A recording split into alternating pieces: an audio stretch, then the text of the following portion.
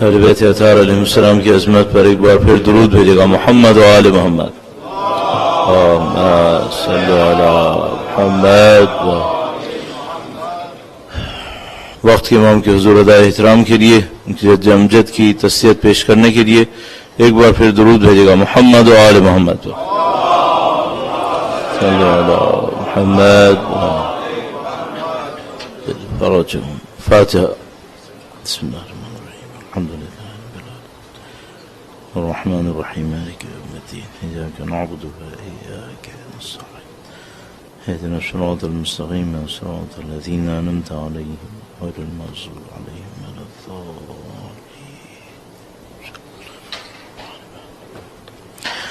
بار دیگر درود بھیجے گا محمد و آل محمد پر.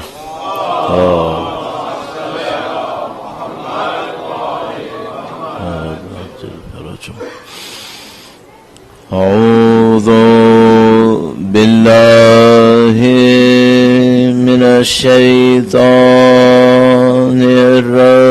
الرجیم.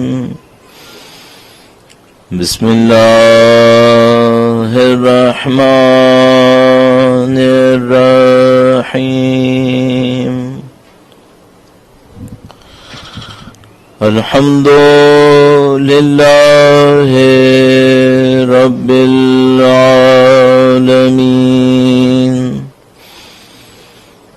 والصلاة والسلام على سید الانبیاء والمرسلین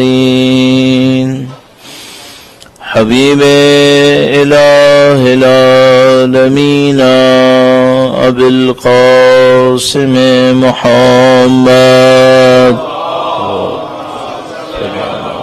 محمد محمد وعجل فرجهم وعلى آله الطيبين الطاهرين سيما بقية الله في الأراضين. قال الله تعالى في كتابه الكريم بسم الله الرحمن الرحيم. أم حسبت أن أصحاب الكهف والرقيم كانوا من آياتنا عجبا. درود بھیجے گا محمد و آل محمد پر. محمد وعجل فرجہ. پروردگار عالم کا انتہائی لطف و احسان ہے، انتہائی شکر ہے. اس نے ہمیں دین کی ہدایت نصیب فرمائی ہے، قرآن و اہل بیت اطہار علیہ السلام سے وابستہ کیا ہے، ان کی محبت نصیب فرمائی ہے. اس دعا کے ساتھ کہ انشاءاللہ مرتے دموں تک ہمیں اہل بیت کے چاہنے والوں میں قرار فرمائے، انشاءاللہ دنیا اور آخرت میں اہل بیت کی ہمراہی نصیب فرمائے، ان کے فرزند کے ظہور کا دن دیکھنا نصیب فرمائے اور ان کے نصرت کی راہ میں شہادت نصیب فرمائے. تمام دعاؤں کی قبولیت کے لیے ایک بار پھر امام کی نظر لطف کے حصول کے لیے درود بھیجے گا محمد و آل محمد پر. صلی علی محمد و آل محمد وعجل فرجہ. پروردگار عالم نے انسان کو سوچنے سمجھنے کی، فکر کرنے کی سعادت نصیب فرمائی ہے. جو صلاحیت انسان کے پاس ہے ہر انسان اس کو استعمال کرتا ہے. اگر انسان ہے زندگی گزار رہا ہے تو ظاہر ہے سوچے گا، سمجھے گا، کچھ فیصلے کرے گا. اور جب سے انسان نے اس کام کو انجام دینا شروع کیا ہے اس میں کچھ لوگ ایسے آتے ہیں کہ جن کا کام ہی یہ ہوتا ہے کہ وہ سوچ سمجھ کے انسانوں کو رہنمائی دے رہے ہوتے ہیں، جن کو آپ علاقے کے دانشمند کہہ سکتے ہیں، فلاسفرز کہہ سکتے ہیں، تھنکرز کہہ سکتے ہیں. یہ لوگ ہماری مشکلات کو سمجھتے ہیں اور ان کے اوپر سوچنے سمجھنے کے بعد ہمیں حل پیش کرتے ہیں، ہمیں بتاتے ہیں کہ اب ہمیں کیا کرنا چاہیے. تو جب سے ہمارے پاس یہ ریٹن ہسٹری موجود ہے، سوچنے سمجھنے کی تاریخ اگر آپ اسے کہیں گے، تو ایک سوال ان تمام لوگوں کے سامنے مسلسل آتا ہے، وہ یہ کہ انسان کی حقیقت کیا ہے، نیچر کیا ہے انسان کی. اور جب اس کے نیچر کو ڈیفائن کریں گے اور اس کی حقیقت کو سمجھیں گے تب یہ کوشچن آتا ہے کہ اس آدمی کو کامیابی تک کیسے پہنچایا جا سکتا ہے، یہ آدمی کیسے کامیاب ہوگا. اچھا، معمولاً عام لوگ اتنی کمپلیکیشنز میں نہیں جاتے. عام لوگ یہ دیکھ رہے ہوتے ہیں بھئی ابھی ہمیں صبح کو کیا کرنا ہے، دوپہر کو کیا کرنا ہے، شام کو کیا کرنا ہے. عام لوگ کی زندگی میں یہ سب کچھ ہوتا ہے، بہت شارٹ ٹرم ہوتا ہے. لیکن یہ لوگ جو سوچنے سمجھنے والے لوگ ہوتے ہیں یہ ان معاملات میں تھوڑا دور تک جانے کی کوشش کرتے ہیں. تو ہمارے پاس انسان کے بارے میں کہ انسان کیا ہے، انسان کی حقیقت کیا ہے، بہت ساری آئیڈیالوجیز بنتی ہیں، بہت سارے آئیڈیاز پیش کیے جاتے ہیں. انہی کے اوپر سوسائٹیز بنتی ہیں، پھر انہی کے اوپر پلاننگ کی جاتی ہے.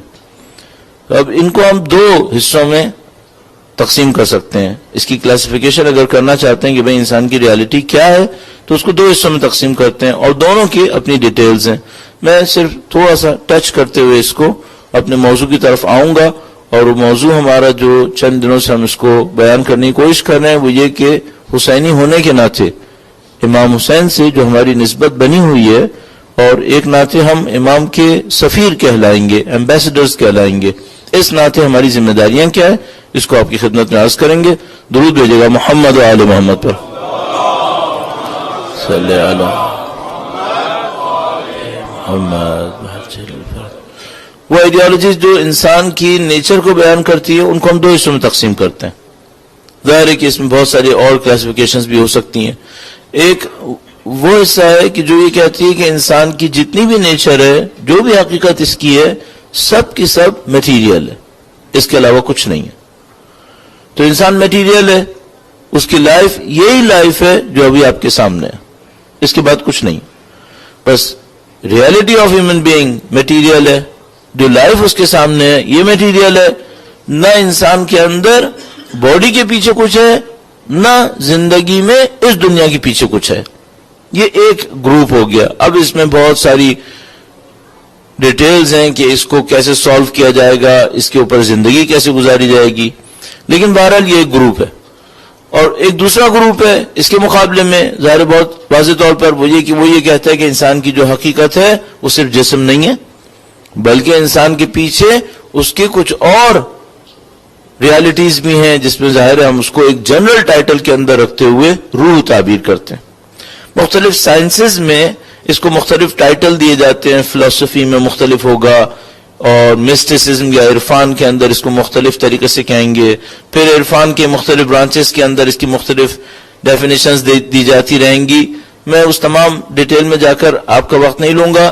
جنرلی ہم اس کو کہتے ہیں کہ ایک انسان کی باڈی ہے اور ایک اس کے پیچھے روح یا سول یا اسپرٹ، جو بھی آپ اس کو تعبیر کرنا چاہیں، ایک نان میٹیریل ایگزسٹنس. اور یہ جو آئیڈیالوجی ہے وہ یہ کہتی ہے جنرلی کہ یہ دنیا اینڈ نہیں ہے، بلکہ اس دنیا کے بعد بھی اور دنیایں موجود ہیں. میٹیریل لائف ختم ہو جائے گی لیکن میٹیریل لائف کے بعد نان میٹیریل لائف شروع ہو جائے گی. اب اس نان میٹیریل لائف کی بھی بہت ساری ڈیٹیلز ہیں کہ مثلا مرنے کے فوراً بعد آخرت شروع ہو جائے گی، مثلا محشر آ جائے گا، قیامت آئے گی اور میدان حشر ہوگا جس کو ہم لوگ کہتے ہیں. یا نہیں، اس کے بیچ میں بھی کچھ اور ہے، اس کے بیچ میں بھی کچھ اور ہے. تو ہم لوگ جس بات کو تفصیل سے اس کو اسٹڈی کرتے ہیں وہ قیامت کے عقیدے کے اندر اسٹڈی کرتے ہیں، اور ہم کہتے ہیں کہ نہیں، اس کے بیچ میں بھی ایک اور اسٹیج ہے اور اس اسٹیج کو ہم قبر یا برزخ تعبیر کر رہے ہوتے ہیں. یہ پوری دنیا ہے، جیسے یہ ایک دنیا ہے وہ ایک اور دنیا ہے، اور وہ محشر سے اور قیامت سے پہلے کا ایک اسٹیج ہے. یعنی اس آئیڈیالوجی کے اندر جس کو ہم لوگ سیکنڈ فیز میں دیکھ رہے ہیں، جیسے انسان مرتا ہے میدان حشر میں نہیں جاتا. جیسے ہی انسان مرتا ہے ایک اور ریالٹی اس کے سامنے کھل جاتی ہے، ایک اور دنیا اس کے سامنے کھل جاتی ہے. اور میں نہیں کہہ رہا کہ وہ اس دنیا میں شفٹ ہو جاتا ہے یا ٹرانسفر ہو جاتا ہے، بلکہ میں کہہ رہا ہوں کہ وہ کھل جاتی ہے. اس کا مطلب ہے کہ وہ ابھی بھی ایگزسٹ کر رہی ہے. تو ایک پیرلل ورلڈ کی طرح وہ چل رہی ہے، اور جیسے یہاں پہ مرتا ہے وہ جو پیرلل ورلڈ ہے اس کے اندر وہ اپیئر ہو جاتی ہے اس کے سامنے، اور وہ اس کے اندر زندگی گزارنا شروع کر دیتا ہے. اس فیز آف لائف کو برزخ تعبیر کرتے ہیں. بہرحال یہ دو جنرلی اسپیکنگ یہ دو ہمارے پاس آئیڈیالوجیز ہیں انسان کی نیچر کے بارے میں اور اس یونیورس کے بارے میں جس کے اندر ہم لوگ رہ رہے ہیں. اچھا، اب یہ کہ آپ نے انسان کو جسم مانا تھا، بس جسم، یا نہیں آپ نے جسم مانا تھا اور جسم کے پیچھے ایک روح بھی مانی تھی؟ کیا یہ صرف فلسفیکل ڈسکشن ہے یا اس کے ہماری زندگی سے بھی کوئی تعلق ہے؟ تو ہم دیکھتے ہیں کہ نہیں، ہے صرف پیور فلسفیکل ڈسکشن نہیں ہے کہ مثلا ریالٹی آف لائف مادہ ہے، مثلا ماہیت ہے یا وجود ہے جو فلسفے وغیرہ کے اندر گفتگو ہوتی ہے، یہ پیور فلسفیکل نہیں ہے، اس کے پریکٹیکل امپلیمنٹیشنز بہت زیادہ ہیں. اب ایک دو کو میں آپ کی خدمت میں تیزی سے عرض کروں گا. درود بھیجے گا محمد و آل محمد پر.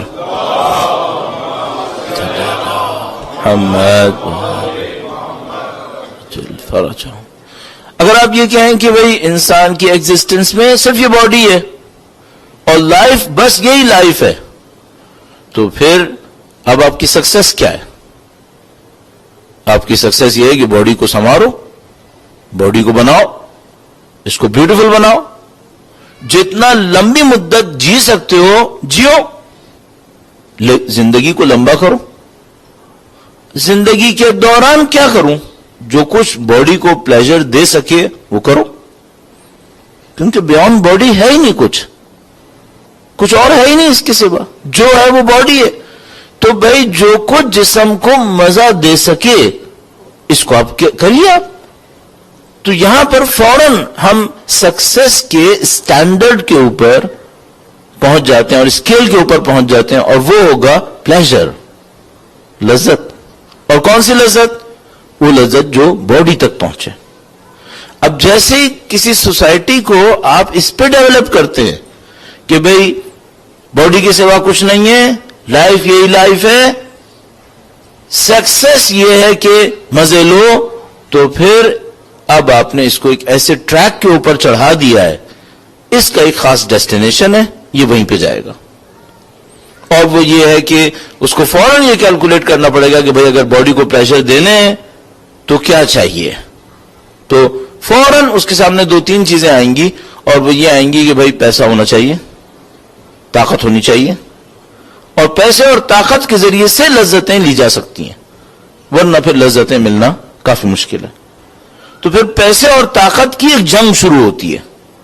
اچھا، یہ جو پیسہ اور طاقت ہے اس میں ایک عجیب پرابلم ہے، وہ یہ کہ جتنا بھی پیسہ ہو اور بہت ہوگا، اور طاقت جتنی بھی آپ کو نظر آئے، بہرحال دونوں لمیٹڈ ہیں، دونوں لمیٹڈ ہیں. مثلا یوں ہی مذاق کرنے میں کہتے ہیں کہ بھئی اگر پیسے کی بیس گولڈ ہے تو جتنا بھی گولڈ ہم نے مائن سے ایکسٹریکٹ کیا ہے یہ 2 فٹ بال کے گراؤنڈ کے برابر ہے. اگر آپ اس کو اس کے اوپر پھیلاتے ہیں، کتنی ہائٹ رکھیں گے، کتنی ڈیپتھ رکھیں گے، ابھی اس کو میں ڈسکس نہیں کر رہا، بہت لمیٹڈ ہے. تو اور کتنے لوگ ہیں آپ کے پاس؟ 7 بلین. اور ان کی ڈیزائرز کتنی ہیں؟ ایکویلنٹ ٹو 7 بلین ڈیزائر نہیں ہے، آپ کہہ سکتے ہیں 70 بلین کے برابر، کیونکہ خواہشات ہمیشہ ضرورتوں سے بہت زیادہ ہوتی ہیں. میری ضرورت کچھ ہوتی ہے اور میری خواہش کچھ اور ہوتی ہے. اچھا، اب اگر میری سکسس اس میں ہے کہ میری باڈی کو پلیزرز ملیں، اور اس پلیزر اور لذت کے لیے مجھے پیسہ چاہیے اور مجھے طاقت چاہیے، اور دونوں کی کمی ہے، تو جنگ ہوگی یا نہیں ہوگی؟ ہاں، پھر تو مقابلہ ہوگا، اور مقابلہ بھی ایسا ہوگا کہ یا میں زندہ ہوں یا وہ زندہ رہے. کیوں؟ میرے پاس بھی 60 سال سے زیادہ نہیں ہے ٹائم مزے لینے کے لیے، اور اس کے پاس بھی 60 سال سے زیادہ مثلا ٹائم نہیں ہے مزے لینے کے لیے. یا میں مزے لے لوں یا وہ مزے لے لے. کیا دونوں مزے لے سکتے ہیں؟ نہیں. اس کی وجہ یہ ہے کہ میری خواہش اتنی زیادہ ہے کہ ہمارے پاس روایت موجود ہے، انسان کی خواہش ایسی ہوتی ہے کہ اگر مجھے ایک ویلی آف گولڈ ملے تو میرا دل چاہے گا کہ 2 ملے. کیا میں ایک ماؤنٹین آف گولڈ کو کنزیوم کر پاؤں گا دنیا کے اندر؟ نہیں. اس کا مسئلہ یہ نہیں ہے کہ ماؤنٹین آف گولڈ کو وہ کنزیوم کرے گا یا نہیں کرے گا، خواہش کی بات ہے. خواہش یہ ہے کہ ایک نہیں ملے بلکہ 2 ملے، زیادہ ملے. اس خواہش میں اگر کوئی رکاوٹ بنے گا تو کیا کریں گے آپ؟ عقل مندی سے تقسیم کر لیں گے؟ نہیں. خواہشات میں یہ نہیں ہوتا. خواہشات میں یہ عقل اور تقسیم نہیں آتی.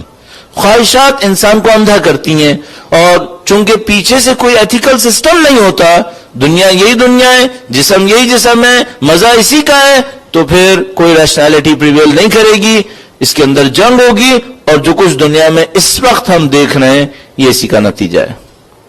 یہ ہماری آنکھوں کے سامنے ہے. اب اس دوسری آئیڈیالوجی کو بھی تیزی سے ٹچ کرتا ہوں. اگر اس دوسری آئیڈیالوجی پہ ہم بلیو کر لیتے ہیں کہ انسان کے اندر ایک باڈی ہے اور انسان کے اندر ایک سول یا اسپرٹ ہے، اور زیادہ امپورٹنٹ اس کی روح ہے، باڈی زیادہ امپورٹنٹ نہیں ہے، اور یہ زندگی بھی ہے اور اس کے بعد بھی ایک زندگی ہے، اور زیادہ لمبی اور زیادہ امپورٹنٹ وہ آگے والی ہے. سکسیس کا اسٹینڈرڈ کیا ہے؟ سکسیس کا اسٹینڈرڈ یہ ہے کہ کون اس دنیا میں رہتے ہوئے اس دنیا کے لیے زیادہ اچھی تیاری کرے گا. سکسیس کا اسٹینڈرڈ یہ ہے کہ کون یہاں رہتے ہوئے وہاں کی تیاری زیادہ اچھے طریقے سے کرے گا. کیا جیتنے کے لیے دوسروں کو ہرانا پڑے گا؟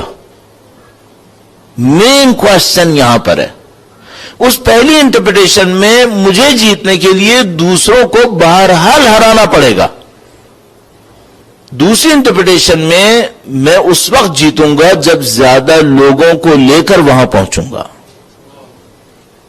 اب مجھے ہرانا نہیں ہوگا بلکہ ساتھ لے کے جانا ہے. اب مجھے ہرانا نہیں ہے بلکہ یہ سب میری جیت کا حصہ ہے. جتنے زیادہ لوگ جتوا سکا میری جیت بڑی جیت ہے، اور اکیلے رہ کر میں نہیں جیت پاؤں گا. اکیلے رہ کے مجھے کوئی فائدہ نہیں ہوگا. تو یہ دونوں انٹرپریٹیشنز ہیں جو ہمارے سامنے چل رہی ہیں. اب یہاں پر مسئلہ ہے، دو مسئلے یہاں پر آتے ہیں. اتنا کہنے کے بعد ان دو پہ بھی جلدی سے توجہ دیتے ہیں. درود بھیجے گا محمد و آل محمد پر.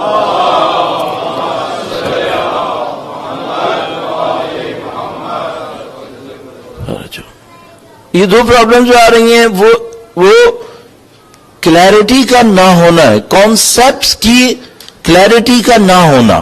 مثلا جو لوگ یہ کہہ رہے ہیں کہ بھئی آپ کو اس دنیا کے لیے تیار ہونا ہے، آپ کی جیت یہ ہے کہ یہاں پہ رہتے ہوئے وہاں کے لیے تیاری کریں، ان کے کانسیپٹس کی کلیئرٹی میں پرابلم آ رہی ہے، یا لوگوں کے لیے کلیئر نہیں ہو پا رہا. مثلا کیا کلیئر نہیں ہو پا رہا؟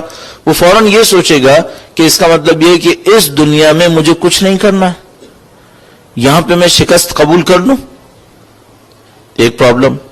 دوسری پرابلم یہ ہوئی کہ جن لوگوں نے ان سے یہ کہا کہ اس دنیا کو آپ کم دیکھیں، اس دنیا کو زیادہ دیکھیں، پرابلم یہ ہوئی کہ تھرو آؤٹ ہسٹری یہ کہنے والوں نے خود اس دنیا کو زیادہ دیکھ لیا. اب یہ بہت بڑی پرابلم بن گئی کہ جو لوگ یہ کہہ رہے ہیں کہ دنیا کو کم دیکھو اور آخرت کو زیادہ دیکھو، پریکٹیکلی وہ دنیا کو زیادہ دیکھ گئے اور آخرت کو کم دیکھیں. تو کیا لوگ میسج لے پائیں گے؟ نہیں، پھر لوگ میسج نہیں لے پائیں گے. کنفیوژن پھیل جائے گا. اور یہ وہ کنفیوژن ہے جو آخری 400-500 سال کے اندر اپنے پیک پہ پہنچ گیا تھا، جس کو ہم لوگ ویسٹ میں رینیسانس سے تعبیر کرتے ہیں کہ جو لوگ یہ کہہ رہے تھے کہ آپ آخرت کو دیکھیں، وہ لوگ سب سے زیادہ دنیا کو دیکھ رہے تھے. اور لوگوں کے اندر اس کے اوپر جو ریاکشن ہوا، وہ ریاکشن یہ ہوا کہ انہوں نے اس آئیڈیالوجی کو ریجیکٹ کر دیا. اور اس کو ریجیکٹ کرنے کے بعد جو پریویلنگ آئیڈیالوجی بنی وہ یہ بنی کہ ہمیں آخرت سے نعوذ باللہ تعالیٰ کوئی سروکار نہیں ہے، یہ باڈی ہے، یہ دنیا ہے، جو سکسیس ہے وہ یہیں پر ہے. لیکن پرابلم یہ ہے کہ اس نے بھی انسان کو کامیابی نہیں دی. آئیڈیالوجی تو لے لی کہ ہاں ٹھیک ہے، باڈی ہے، دنیا ہے، سکسیس یہیں پر ہے، لیکن باٹم لائن میں ہوا کیا؟ باٹم لائن میں ہمارے ساتھ یہ ہوا کہ کچھ لوگ جو دنیا کی اوور آل پاپولیشن کا 10% بھی نہیں بن پا رہے، وہ تو مزے لینے میں کامیاب ہو گئے. نہ صرف مزے لینے میں کامیاب ہو گئے بلکہ زندگی کے ایک ایسے ٹریک پہ چلے گئے جہاں مزے کے سوا کچھ نہیں ہے، اور اس کو ہم ہیڈنزم تعبیر کرتے ہیں. ان کی لائف میں ون اینڈ اونلی چیپٹر جو رہ گیا وہ مزہ تھا.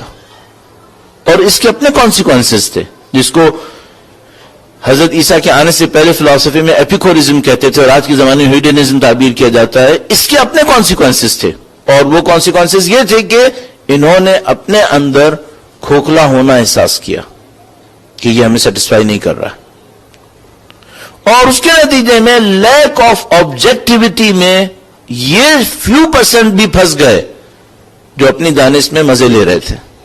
تو جو یہ سمجھ رہے تھے کہ ہم مزے لینے میں کامیاب ہو گئے، ان کے سامنے پرابلم یہ آئی کہ ہماری لائف کا آبجیکٹو کیا ہے، اور وہ اپنے آپ کو سیٹسفائی نہیں کر سکے. اور جن کو انہوں نے مزوں سے محروم کیا تھا، ان کے سامنے یہ پرابلم آئی کہ وہ سخت قسم کی ریاکشنز کے اندر چلے گئے، اور نتیجہ یہ ہوا کہ جنگ اور زیادہ تیز ہو گئی. اور ہم اس وقت کی دنیا میں پہنچ گئے جہاں ویلتھ کی ڈسٹریبیوشن 1% کے پاس مور دین 50%، اور لیس دین 20% کے پاس مور دین 80%. اور اس کے نتیجے میں آپ کو معلوم ہے کہ صورتحال اب کیا صورتحال ہے. اب یہ ہے کہ کوئی بھی سیکیور نہیں ہے، اور جو بھی سیکیور آپ کو نظر آ رہا ہے، آپ اور میں جانتے ہیں کہ دنیا کولیپس کر رہی ہے. کسی حد تک ہم لوگ جانتے ہیں، کسی حد تک نہیں جانتے ہیں، بہر یہ سارے ایشوز ہیں ہمارے سامنے. اچھا، آپ ان سے کہہ سکتے ہیں اس کا ہم سے کیا تعلق ہے؟ ہم سے کیا تعلق ہے؟ دو آئیڈیالوجیز ہیں، ایک وہ ہے جو میٹر کو مان رہی ہے، جسم کو مانتی ہے، کامیابی یہیں پہ دیکھتی ہے، آخرت کا اس کو کوئی بلیف نہیں ہے، روح کا بلیف نہیں ہے. اس کے ساتھ یہ پرابلم یہ ہوئی کہ وہ ہیوڈنزم کے اندر پھنس گئے، وہ لذت پرستی کے اندر پھنس گئے، وہ اپنی زندگی کو سیٹسفائی نہیں کر پائے. اور باقی لوگوں کے ساتھ پرابلم یہ ہوئی کہ وہ مصیبت مارے ہو گئے اور وہ ریئیکشن کے اندر چلے گئے. دوسری آئیڈیالوجی یہ کہہ رہی ہے کہ نہیں، ایک آخرت بھی ہے، تمہیں اس کو دیکھنا چاہیے. اس کا ہم سے کیا تعلق ہے؟ ہاں، ہم سے ایک تعلق ہے. ہم یہ ایکسپٹ کر رہے ہیں کہ پریویلنگ آئیڈیالوجی پہلی والی ہے. اس وقت جو دنیا میں جس کا سکہ چل رہا ہے وہ پہلی آئیڈیالوجی ہے. لیکن ہمارے ساتھ ایک پرابلم ہے، ہمارے ساتھ ایک ایشو ہے. جس کے نام پر ہم جمع ہوتے ہیں وہ دوسری آئیڈیالوجی کا ہے، اور اس ایشو کو ہمیں ایڈریس کرنا ہوگا. اب کیا کیا جائے؟ میں اس کو دوبارہ عرض کرنے کی کوشش کرتا ہوں. درود بھیجے گا محمد و آل محمد پر. صلی اللہ محمد و آل محمد وعجل فرد. گراؤنڈ ریالٹی کے اندر رہتے ہوئے، مثلا آپ اس وقت امریکہ میں رہ رہے ہیں. امریکہ کو ایک جنرل ٹرم کے اندر ویسٹرن ورلڈ کا حصہ کہا جائے گا یا ڈیولپ ورلڈ کا حصہ کہا جائے گا.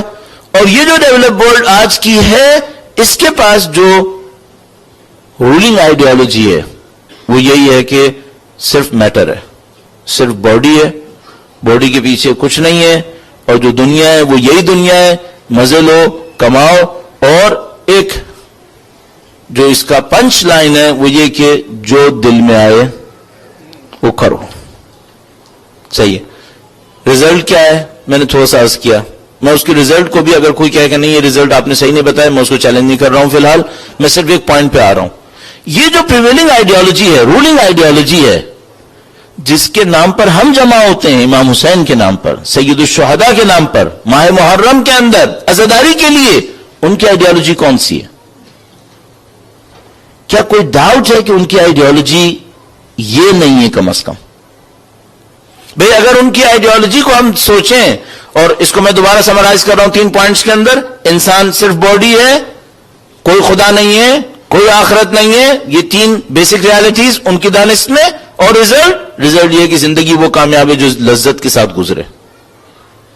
اب اس میں کچھ ڈیپتھ بھی کوئی دے گا کہ نہیں، اس لذت پہ صرف باڈی نہیں ہے بلکہ سیٹسفیکشن بھی ہے جس کا تعلق کچھ نہ کچھ، پھر وہ پھنس جائے گا. جیسے وہ کہے گا کچھ نہ کچھ باڈی کے علاوہ ہے تو میں اسے پکڑ لوں گا. تم نے کہا تھا باڈی کے علاوہ کچھ نہیں ہے یہاں پہ، صحیح ہے. تو پھر مجھے وہ باڈی کے ہارمونز کے اندر گھسائے گا کہ نہیں، میں نہیں کہنا چاہ رہا کہ باڈی کے علاوہ کچھ ہے، لیکن بہرحال کچھ ہارمونز ہیں کہ جو مجھے چھیڑ رہے ہیں، مجھے ان کو بھی سیٹسفائی کرنا ہوتا ہے.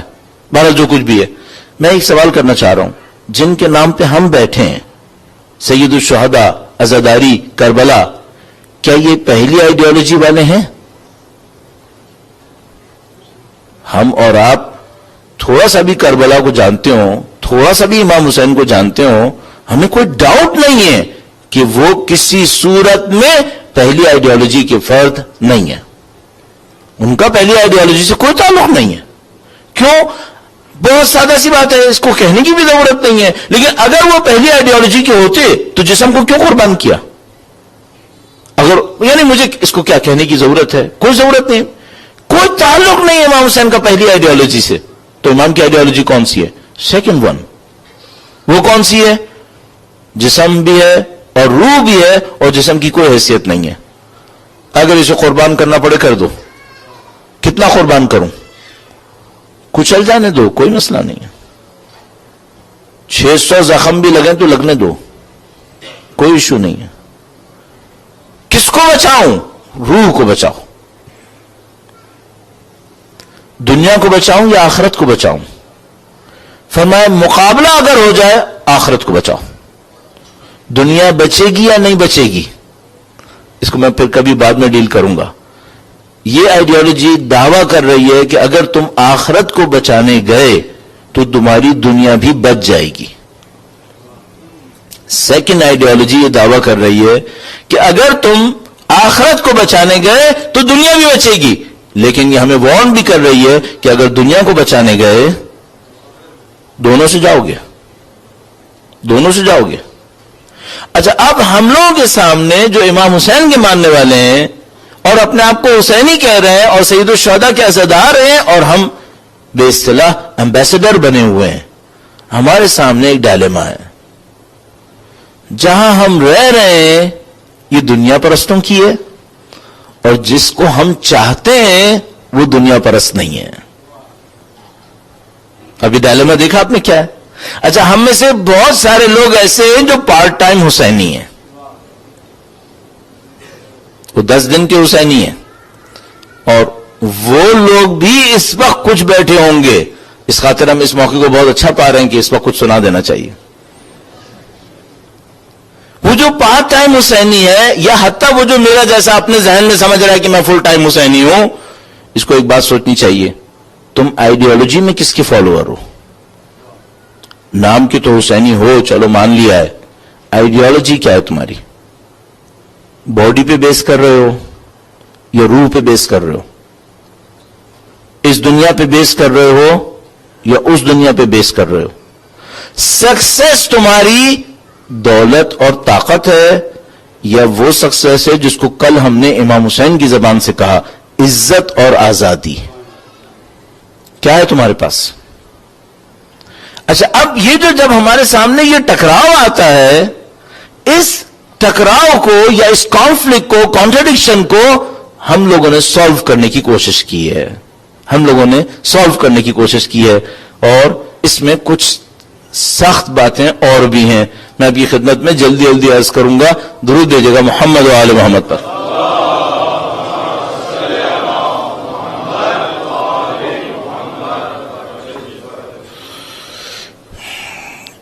جب بھی ہم آئیڈیالوجی کی بات کرتے ہیں تو آئیڈیالوجی کے اندر ایک بڑی پرابلم یہ ہوتی ہے کہ جو اس سے کھیلنا چاہے تو آئیڈیالوجی اپنے آپ کو ڈیفینڈ نہیں کر سکتی.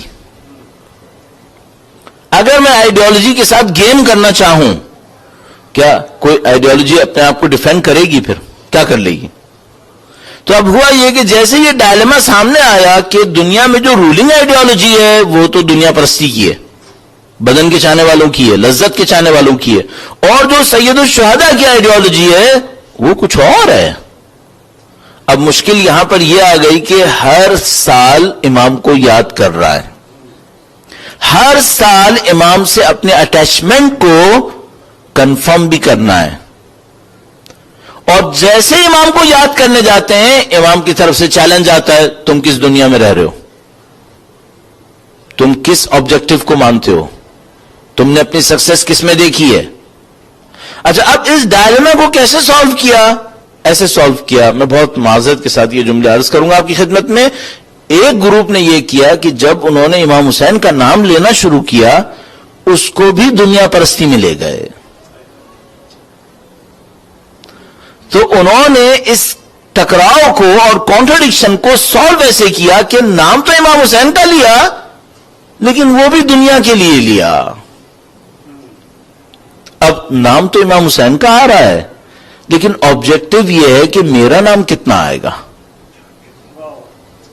میری دنیا بنے گی یا نہیں بنے گی؟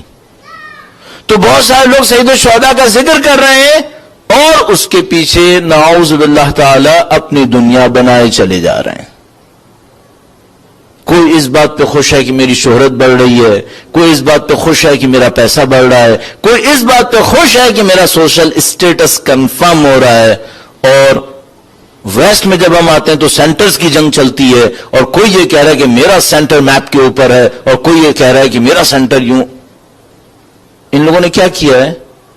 ان لوگوں نے دنیا اور دین کا جو ٹکراؤ تھا، اس پرابلم کو دین کے اندر بھی دنیا کو گھسا کے حل کر لیا.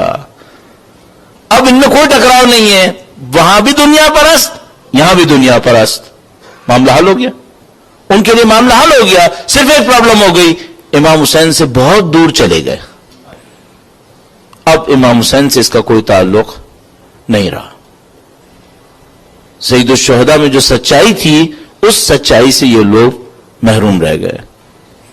سید الشہداء جو کہہ رہے تھے اگر دین محمد کی بقا اس میں ہے کہ میں قربانی دوں، ان سب باتوں سے ان کا کوئی تعلق نہیں رہا. سید الشہداء جو کہہ رہے تھے ہیہات من الذلہ، ذلت ہم سے کوسوں دور ہے، ان لوگوں کو کوئی فرق نہیں پڑا. یہ منہ پہ نام امام حسین کا لے رہے تھے، نعوذ باللہ تعالی آبجیکٹیوز وہی دنیا کے تھے جو باہر تھے. ایک طور پر انہوں نے اپنی پرابلم کو سالو کر لیا، صرف ایک پرابلم اور کریٹ کر لی، وہ یہ کہ اب اور زیادہ امام حسین کے سامنے جواب دینا پڑے گا.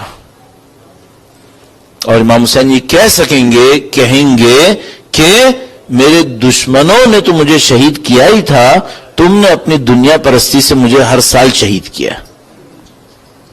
تم نے کیوں یہ دنیا پرستی دکھائی میرے نام پر؟ اچھا، اب اگر اس کے مقابلے میں ہم یہ کہیں گے ہاں ٹھیک ہے، ایک ڈائلیما ہے، پریویلنگ آئیڈیالوجی دنیا پرستی کی ہے، سید الشہداء جس پہ کال کر رہے ہیں وہ دنیا پرستی نہیں ہے، اب اس کو سالو کیسے کرنا ہے؟ ایک راستہ اور بھی ہے ہمارے پاس، اس کو عرض کرنے کی کوشش کریں گے. درود بھیجے گا محمد و آل محمد پر. صلی اللہ محمد و آل محمد وعجل فرج. میرے پاس دوسرا راستہ یہ ہے کہ میں جو سید الشہداء کے نام سے منسوب ہوں، میں سید الشہداء سے یہ سیکھوں کہ ان کے زمانے میں بھی پریویلنگ آئیڈیالوجی میٹیریلزم تھی. ان کے زمانے میں بھی جو رولنگ آئیڈیالوجی تھی وہ یہی میٹیریلزم آ گئی تھی. انہوں نے اس کا مقابلہ کیسے کیا تھا؟ دوسرے راستے میں مجھے امام کا نام لے کر دنیا میں نہیں گھسنا ہے، دنیا پرستی میں نہیں جانا ہے، بلکہ امام کا نام لے کر یہ سیکھنا ہے کہ دنیا پرستی سے لڑتے کیسے ہیں.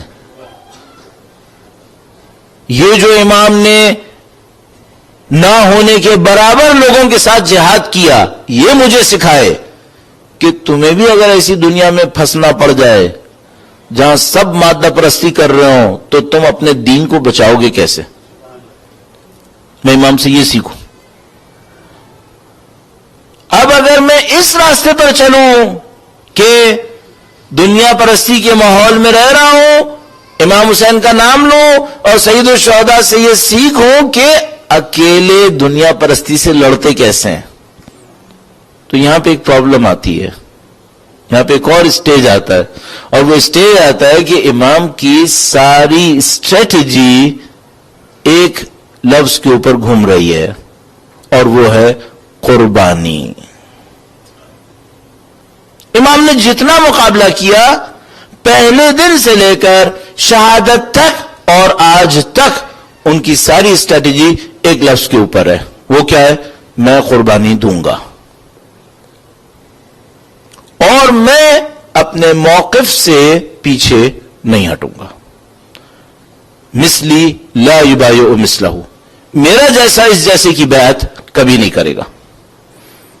یہاں سے انہوں نے شروع کیا اور آخر تک وہ جو کل میں نے مولا کا عظیم الشان قول آپ کی خدمت میں عرض کیا، ان الداعی ابن الداعی قد رکزنی بین اثنتین السلۃ والذلہ وہیہات من الذلہ. سید الشہداء نے ہمیں یہ سکھا دیا. اگر ہمیں اس کانٹرڈکشن کو سالو کرنا ہے جس کے اندر ہم رہ رہے ہیں، اور سید الشہداء کے نام پہ باقی رہنا ہے تو ہمیں سید الشہداء سے یہ اسٹریٹجی سیکھنی پڑے گی کہ مولا نے ہم سے کہا کہ دیکھو تم چاہے یزید جیسے دور میں زندگی گزار رہے ہو لیکن تمہیں اپنے دین کی حفاظت کرنی ہے، اور اس دین کی حفاظت کے لیے ہاں یہ ہوگا کہ تمہیں کچھ چیزیں قربان کرنی پڑیں گی، تمہیں قربانی دینی پڑے گی، اور اگر تم چاہتے ہو کہ تمہارا آنر، تمہاری ڈگنیٹی جس کو امام بہت اہم سمجھتے ہیں یہ باقی رہے تو پھر، اور تمہاری فریڈم باقی رہے، تمہاری آزادی باقی رہے، آؤ پھر اب قربانی کا درس میں تمہیں سکھا سکتا ہوں۔ تو امام نے ہمارے سامنے ایک چیلنج رکھ دیا اور انہوں نے کہا کہ دیکھو اگر تم میرے جیسے ہو، اور انہوں نے کہا تھا میرے جیسا اس کی جیسے کی بیعت نہیں کرے گا، اگر تم میرے جیسے بننا چاہتے ہو، اور دنیا ہمیں سمجھ رہی ہے کہ ہم ہیں، دنیا ہمیں حسینی کہہ رہی ہے، امام فرما رہے اگر تم میرے جیسے بننا چاہتے ہو تو تم ان لائنز کے اوپر کام کرو۔ کن لائنز کے اوپر مولا؟ پہلی بات تو یہ کہ آئیڈیالوجی پک کرو، آخرت کی آئیڈیالوجی، آخرت کی آئیڈیالوجی پک کرو، اپنی سکسیس کو پک کرو تمہاری ڈگنیٹی اور آنر کے اندر، دولت اور طاقت میں نہیں، ڈگنیٹی اور آنر کے اندر، اور تمہارے فری ہونے کے اندر، آزاد انسان ہونے کے اندر، نہ کہ غلام اور دوسروں کے سامنے سر جھکانے کے اندر، اس کے اندر اپنی ساری سکسیس بناؤ۔ اور اس کے بعد مولا کہتے ہیں کہ میں تمہیں ایک راز سکھاتا ہوں کہ تم یہ کرو گے کیسے۔ اب میں کوشش یہ کر رہا ہوں کہ جتنا زیادہ اس کو سمپلیفائی کر سکوں، اس ٹکراؤ کو جو ہماری اور آپ کی آنکھوں کے سامنے ہے، اور اس کا لب لباب کیا ہے، اس کا پوائنٹ کیا ہے؟ اس کا پوائنٹ یہ کہ عزیزوں مجھے 2016 کے اندر حسینی بننا ہے جو دنیا مادہ پرستوں کی ہے، اور میں جب امام حسین کا نام لیتا ہوں تو مجھے لگتا ہے کہ یہ آئیڈیالوجی کچھ اور آئیڈیالوجی ہے، اور وہ آئیڈیالوجی مجھ سے ڈیمانڈ کر رہی ہے کہ دیکھو تم مادہ پرست مت بننا، تم مادہ پرست مت بننا، تم میٹیریلسٹ مت بننا۔ تو میں کہوں گا امام مجھے کیا بننا چاہیے؟ امام کہیں گے تم آخرت پرست بننا، اور میں تمہیں گارنٹی سے کہہ رہا ہوں تمہاری دنیا کہیں نہیں جائے گی، تمہاری دنیا بھی محفوظ رہے گی۔ میں کہوں گا مولا مجھے یہ کیسے پتا چلے گا؟ امام مجھ سے کہیں گے تم اچھی بات یہ کہ تم 2016 میں ہو، ذرا میرے روزے کے ارد گرد 2.5 کروڑ انسانوں کو دیکھو، اور مجھے یہ بتاؤ کہ دنیا میں کون سا ہے جس کو حتیٰ یہ دنیا ملی ہو؟ امام نے دنیا دی تھی نا۔ ہم لوگ بہت اچھے ٹائم میں ہیں، اور اس لحاظ سے بہت سخت ٹائم ہے کہ حجت ہم پر پوری ہو گئی ہے۔ اگر ہم 100 سال پہلے ہوتے نا اور ہم سے کوئی کہتا ہے امام کے راستے پہ چلو، تو ہم کہتے ہیں اچھا اگر امام کے راستے پہ چلیں گے تو دنیا جائے گی، آخرت مل جائے گی، لیکن دنیا تو گئی۔ اب جب کہ ہم سید الشہداء کے سامنے 2.5 کروڑ انسانوں کو دیکھ رہے ہیں، ہم پر حجت پوری ہو گئی ہے۔ وہ کس بات کی؟ تمہاری دنیا بھی کہیں نہیں جائے گی۔ یہ دیکھو دنیا میں کوئی لیڈر پتا ہے جس کے روزے کے اوپر، جس کے نام کے اوپر 2.5 کروڑ انسان ہر سال اس طرح کھڑے ہوتے ہوں؟ اور یہ 2.5 کروڑ تو وہ ہیں جو وہاں کھڑے ہیں، جو پوری دنیا میں کھڑے ہیں وہ کتنے ہیں؟ ہے کوئی دنیا کا لیڈر؟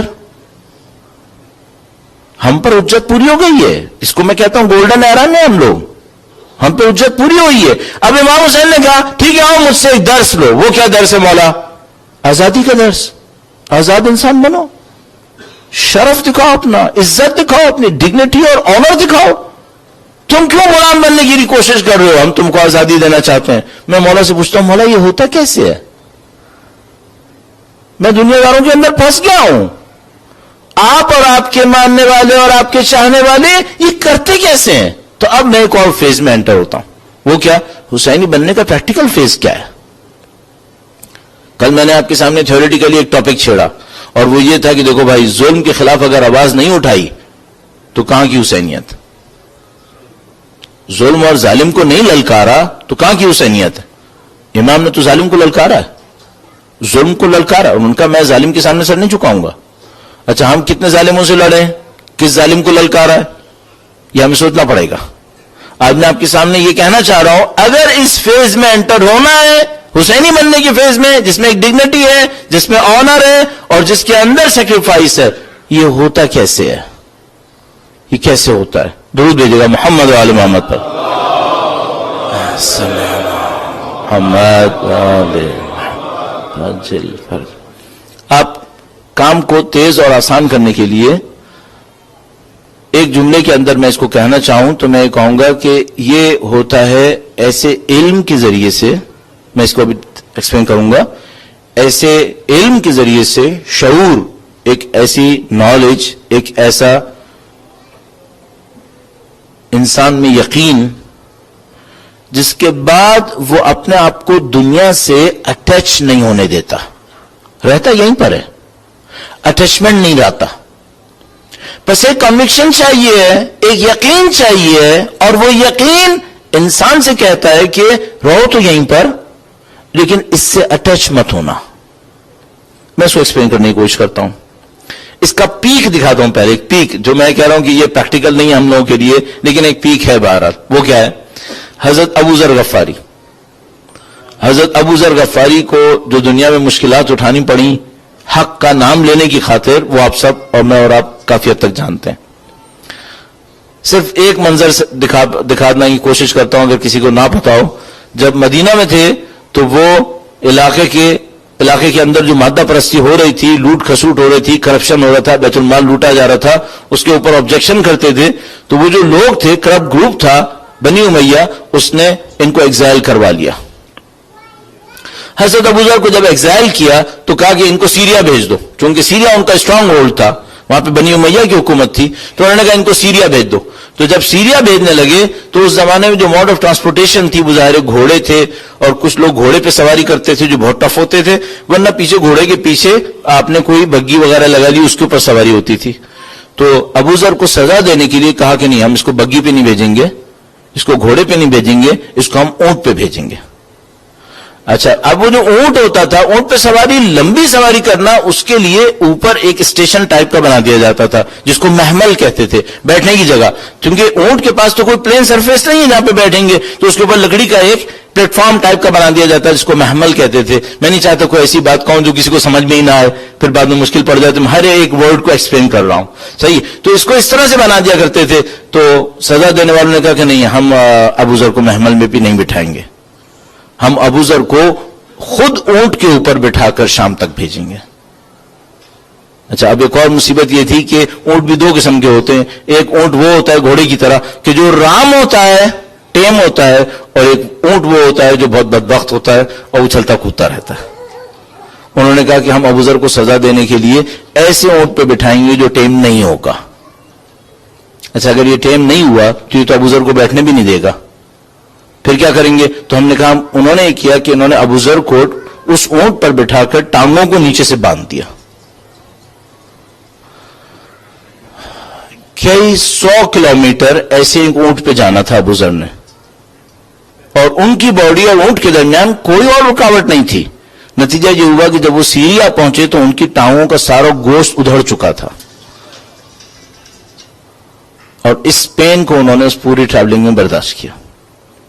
وہ وہاں پر پہنچے اور انہوں نے پہنچتے ہی اپنے درد کی پرواہ کیے بغیر شام کے اندر جو کرپشن تھا اس کے اوپر بولنا شروع کر دیا، امیر شام کے خلاف بولنا شروع کیا. ایک احمق کو یہ آئیڈیا آیا کہ میں اس کو رشوت دلوا دوں تو شاید یہ خاموش ہو جائے. تو امیر شام کے پاس آیا. امیر شام کچھ بھی تھا، مکاری میں بہت آگے تھا، اس کو پتا تھا ابو ذر کے اوپر کوئی رشوت کام نہیں کرے گی. تو اس نے کہا کہ اگر ہم اس کو کچھ دے دیں تو کہنے لگا جاؤ، اچھا دے دو، جبکہ اسے پتا تھا کہ کچھ نہیں ہوگا. وہ حضرت ابو ذر کے پاس آیا وہ شخص، اور اس نے کہا کہ ابو ذر میں تمہارے لیے کچھ تحفہ لایا ہوں. ابو ذر جہاں دیدہ وہ سمجھ گئے کہ کیا ڈرامہ کرنا چاہ رہا ہے. تو ابو ذر نے اس کو سبق سکھانے کے لیے کہا کہ اچھا یہ میرا ہے کیا؟ تو اس نے کہا ہاں تمہارا ہے. کہنے لگا جو چاہوں میں کروں. کہنے لگا تم جو چاہو کرو. ابو ذر نے کہا تو معاملہ ہی ختم ہو گیا. وہ بازار میں گئے اور انہوں نے لوگوں کے سامنے اعلان کر دیا کہ اے فقیروں جمع ہو جاؤ، آج ابو ذر صدقہ کرنا چاہتا ہے. تو شام کے بازار میں ٹھیک ٹھاک فقراء جمع ہو گئے، جو فقیر آتا تھا اس کو سکے دیتے رہتے تھے. تو وہ جو وہ لے کر آیا تھا ان کے لیے بیگ، وہ بیگ تھوڑی دیر کے اندر ختم ہو گیا. اب وہ جو لے کے آیا تھا وہ سمجھ گیا کہ ابو ذر نے میرے ساتھ ٹرک کر لی ہے، پیسہ بھی چلا گیا ہے اور کام بھی نہیں ہوا ہے. تو اس نے ابو ذر سے کہا کہ ابو ذر تم نے کچھ پیسہ اپنے لیے رکھ لیا ہوتا. تو ابو ذر نے کہا کہ میرے پاس ایک اور بیگ ہے، اس میں ایک ایسی چیز ہے کہ اس کے ہوتے ہوئے مجھے کسی اور بیگ کی ضرورت نہیں پڑی ہے. تو وہ بے وقوف آدمی کہنے لگا کہ کیا میں دیکھ سکتا ہوں اس بیگ میں کیا ہے؟ ابو ذر نے کہا ہاں ضرور دیکھو. ابو ذر نے بیگ کھولا, اس نے بیگ کے اندر جھانک کے دیکھا تو اس میں 2 روٹیاں رکھی تھیں. تو اس نے کہا کہ ابو ذر مجھے تو اس میں کچھ نظر نہیں آ رہا سوائے 2 روٹیوں کی. تو ابو ذر نے کہا کہ دیکھو یہ 1 روٹی میں صبح کھاتا ہوں اور 1 روٹی میں شام کھاتا ہوں, اور جس خدا نے آج دی ہے وہ کل بھی دے دے گا, مجھے اس سے زیادہ کی ضرورت نہیں ہے. میں نہیں کہہ رہا یہ پریکٹیکل ہے, یہ ابو ذر کا ایک خاص ٹائپ کا جہاد ہے. یہ اسائنمنٹ ابو ذر کو ہی ملا ہوا ہے, میں اور آپ میرے آپ کے لیے نہیں ہے یہ کام. لیکن یہ وہ اٹیچمنٹ کا انکار ہے جو یہ ہم سے مانگ رہے ہیں. یہ ہم سے کیا مانگ رہے ہیں؟ یہ چاہتے ہیں, یعنی یہ ہم سے کہہ رہے ہیں کہ دیکھو اگر تمہیں ہمارے راستے پہ چلنا ہے تو یہ بات تو کنفرم ہے کہ رہنا تو دنیا میں ہی ہے. تمام اہل بیت السلام اللہ علیہ مجمعین دنیا کے ہی اندر رہے تھے. ان کے اسامی گرامی پر درود بھیجے گا محمد و آل محمد پر. آل محمد وعجل فرجہ. وہ دنیا میں ہی رہ رہے تھے, لیکن ان کے دنیا میں رہنے میں خوبی تھی. وہ دنیا, اب ذرا اور غور سے وہ دنیا میں رہ رہے تھے, دنیا کے لیے نہیں رہ رہے تھے. اور دنیا والے دنیا میں رہتے ہیں اور دنیا کے لیے ہی رہتے ہیں. وہ دنیا میں رہتے تھے لیکن دنیا سے نکلنے کے لیے تیار رہتے تھے. کماتے تھے, جائیداد بناتے تھے, بزنسز بھی کرتے تھے, ان کی پراپرٹیز بھی ہوتی تھیں, لیکن ان سب کو اگر خدا کی راہ میں چھوڑنا پڑے 1 سیکنڈ نہیں لگاتے تھے, چھوڑ دیتے تھے. ہم لوگوں کے ساتھ پرابلم یہ ہے کہ ہم دنیا میں رہتے ہیں, دنیا کے لیے ہی رہتے ہیں. اس کی نشانی کیا ہے؟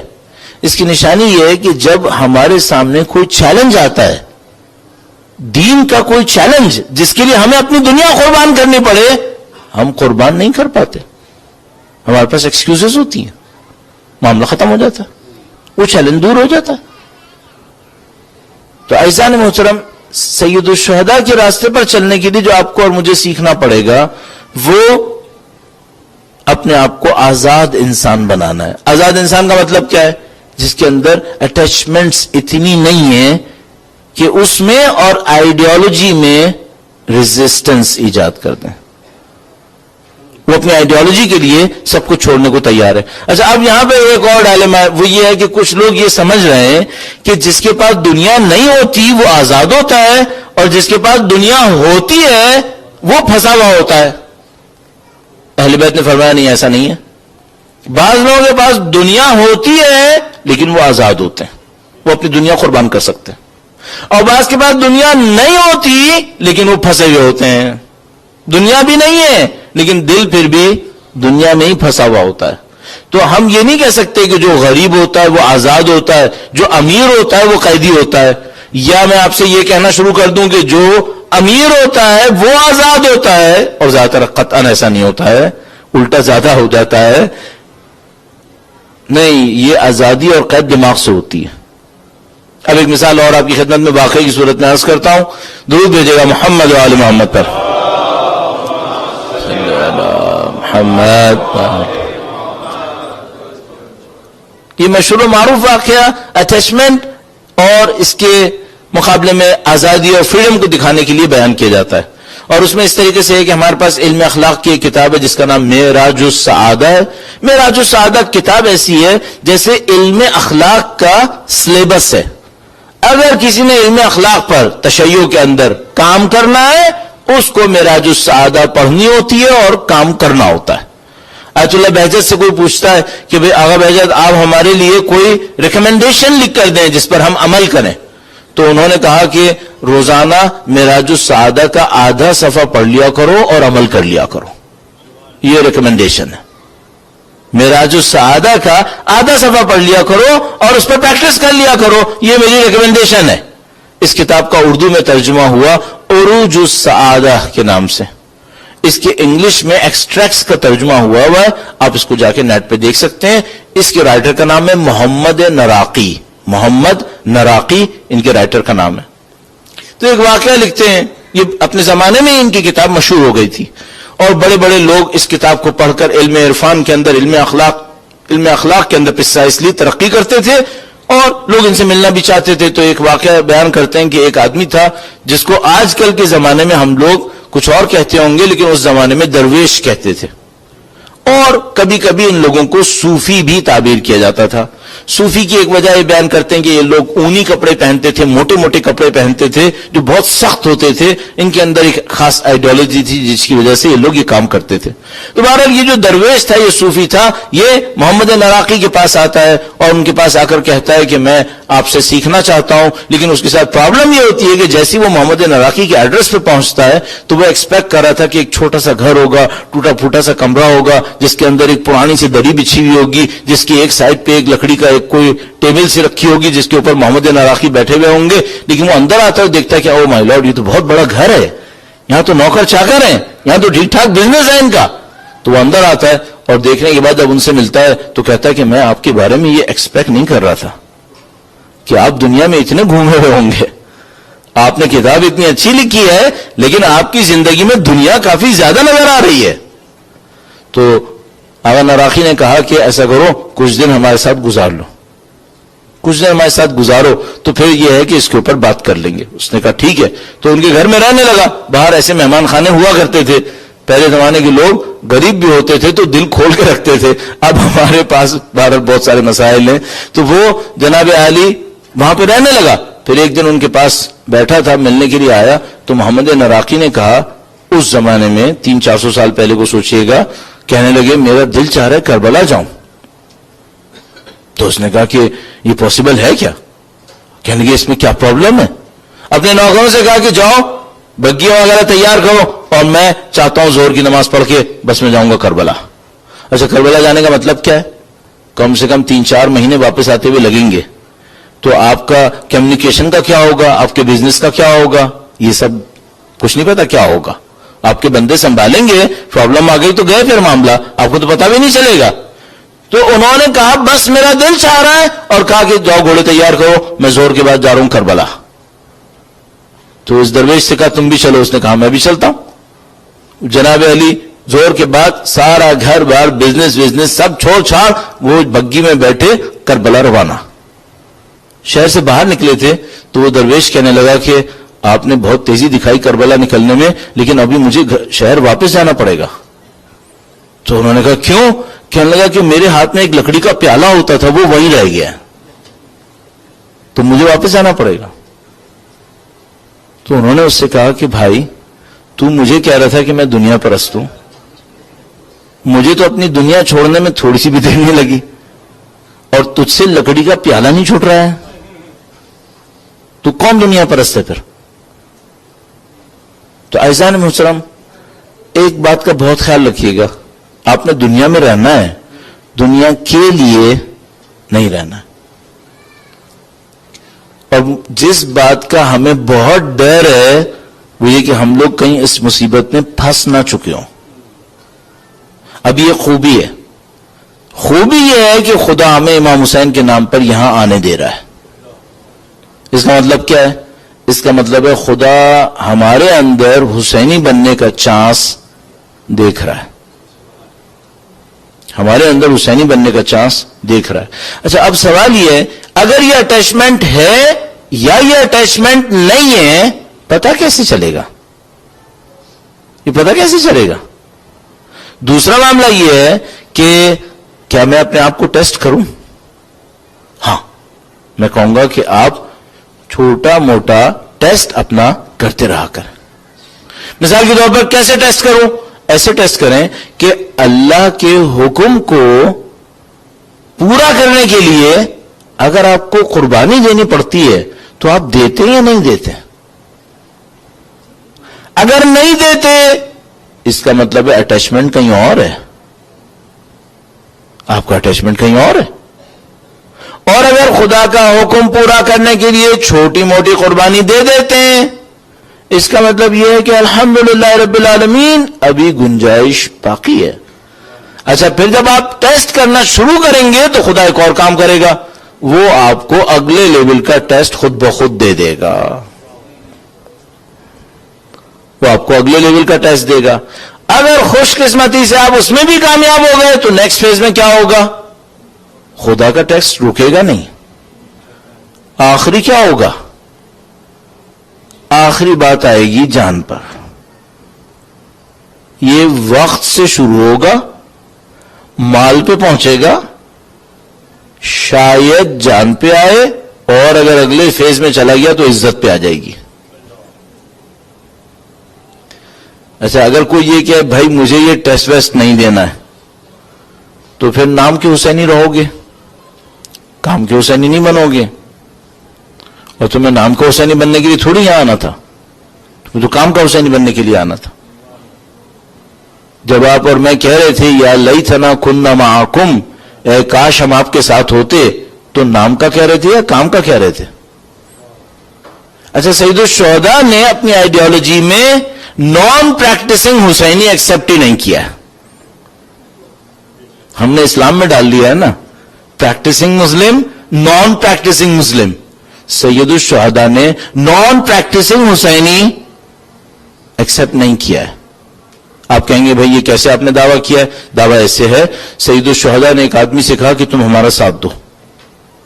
اس نے کہا کہ مولا میں آپ کا ساتھ نہیں دے سکتا ہوں، چونکہ آپ جو مانگ رہے ہیں وہ یہاں پر ہے. اس نے گلے پہ اشارہ کیا، آپ جو مانگ رہے ہیں وہ یہاں پر ہے، میں یہ نہیں کروں گا، بلکہ میں آپ کو ایک شمشیر دوں گا، تلوار دوں گا.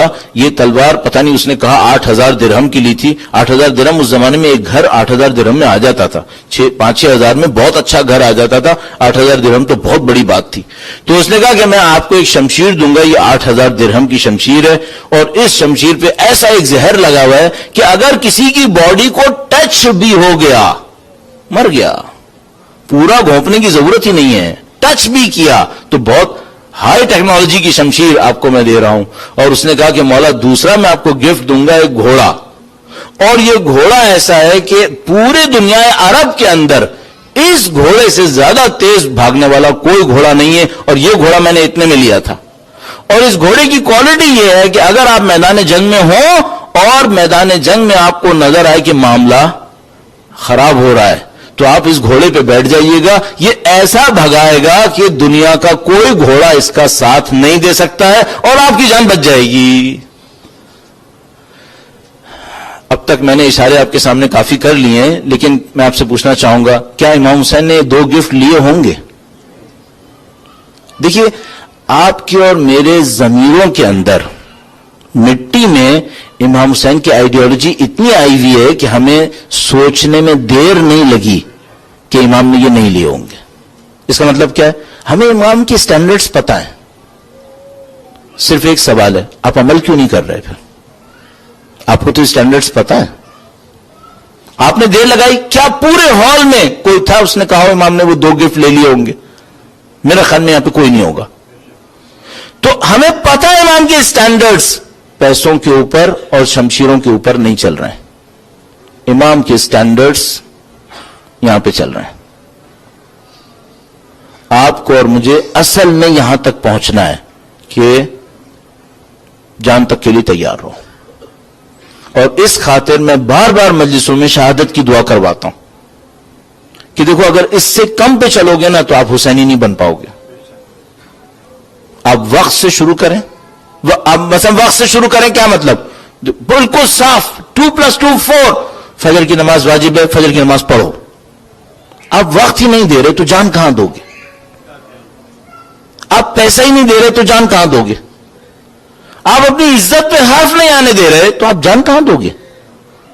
جب حق کی بات آتی ہے کہ بھئی یہ حق کی بات ہے، اگر کہو گے تو تمہارے فالوورز کم ہو جائیں گے، آپ پیچھے ہٹ جاؤ. وہ کہاں کی کربلا ہے؟ پھر کہاں کی حسینیت ہے؟ حق کی بات کی خاطر ڈٹو نا، پھر برائی لو. 4 آدمی کہیں گے تم نے غلط کیا، تمہارا کام یہ، تو کہنے دو. حسینیت کیا ہے پھر؟ حسینیت یہ ہے کہ ڈٹ جاؤ میدان کے اندر، بولنے دو جو کچھ بول رہے ہیں. مولا میں غریب ہو جاؤں گا. امام فرمائیں گے میرے جد امجد سے زیادہ غریب ہوگی؟ میری جد امجد کی غربت دیکھی تم نے؟ مولا میں دنیا میں اکیلا رہ جاؤں گا. وہ کہیں گے تم کیا بول رہے ہو؟ تم کہہ رہے تھے تم حسینی ہو. مولا میرے پاس میرے ہاتھ سے دولت نکل جائے گی، میرا کیریئر قربان ہو جائے گا، میں پیچھے رہ جاؤں گا ساری دنیا سے. مولا کہیں گے یہ تو تم کہہ رہے تھے حل من ناصر ینصرنا، وہ کہاں گیا پھر؟ عزیزان محترم، آپ کو اور مجھے لفظ کا حسینی نہیں بننا ہے، عمل کا حسینی بننا ہے۔ میں نے آپ کی خدمت میں عرض کیا، وقت سے شروع کریں، اپنا وقت دینا شروع کریں اپنے دین کو، جس طرح دین چاہتا ہے، تاکہ میں اور آپ کہہ سکیں مولا ہم آپ کے راستے میں کام کرنے والے لوگ ہیں، فالتو بولنے والے لوگ نہیں ہیں ہم لوگ۔ وقت دیں، پیسہ دیں، جان پہ بات آتی ہے۔ اچھا اگر کوئی پہلے سے یہ انڈرسٹوڈ لیے بیٹھا ہے بھائی میں اس فیلڈ کا نہیں ہوں، تو بھائی تم غلط جگہ آئے ہو، پھر اس کا مطلب ہے یہ جان کی فیلڈ ہے یا کس چکر میں بیٹھے ہو؟ پھر ٹرولی اگر کوئی دیکھے امام حسین تیار کرتے ہیں، اور الحمدللہ رب العالمین جس دنیا میں اور آپ بیٹھے ہیں اپنی آنکھوں سے دیکھ رہے ہیں، جو حسینی بن رہے ہیں ان کو دیکھ رہے ہیں آپ۔ بہت اچھا ٹائم ہے یہ، بہت اچھا ٹائم ہے یہ، اولڈن آ رہا ہے میرے خیال میں، قومیں حسینی بن رہی ہیں، لوگ سید الشہداء کی آئیڈیالوجی کو سمجھ رہے ہیں۔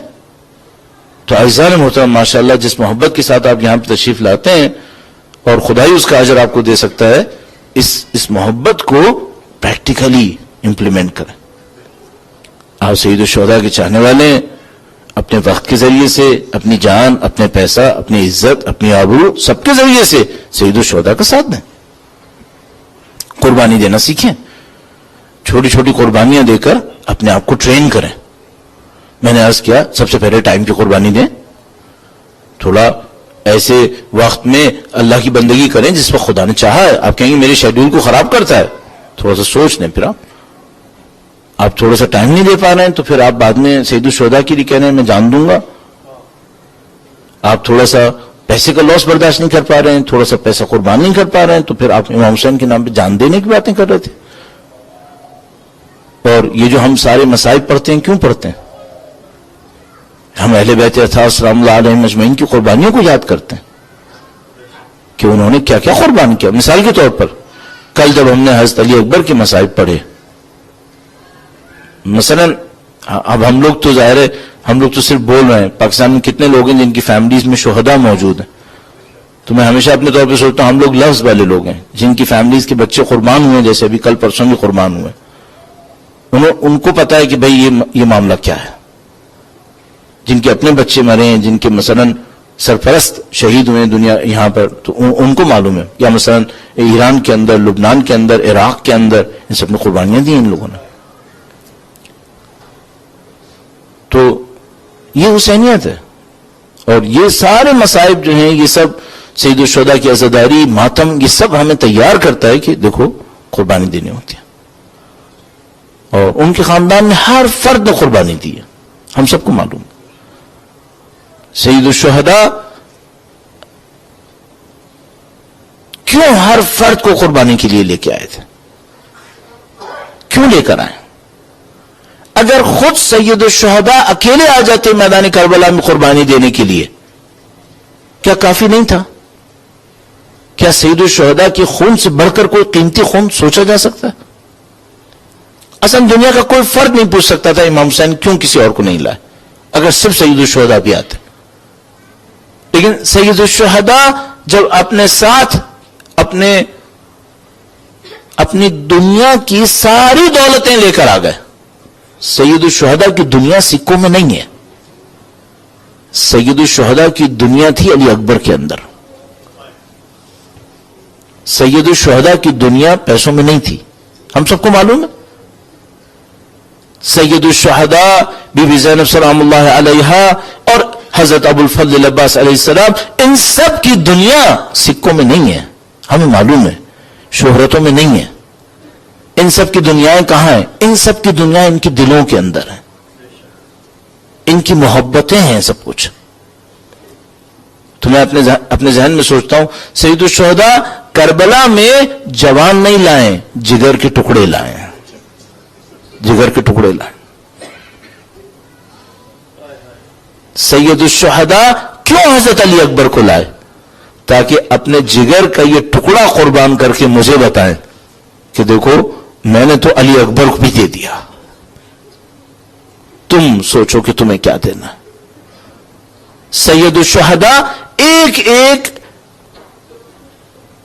خاندان کا فرد جو ان کو عزیز تھا وہ لے کر میدان جنگ کے اندر آ گئے. ہر وہ شخص جو عزیز تھا سب کو لے کر آئے میدان جنگ کے اندر اور کہا کہ سب قربانیاں دینے کے لیے تیار ہیں. اور کیا باوفا، کتنی بصیرت والے، کتنے پاکیزہ، کتنے بلند کردار.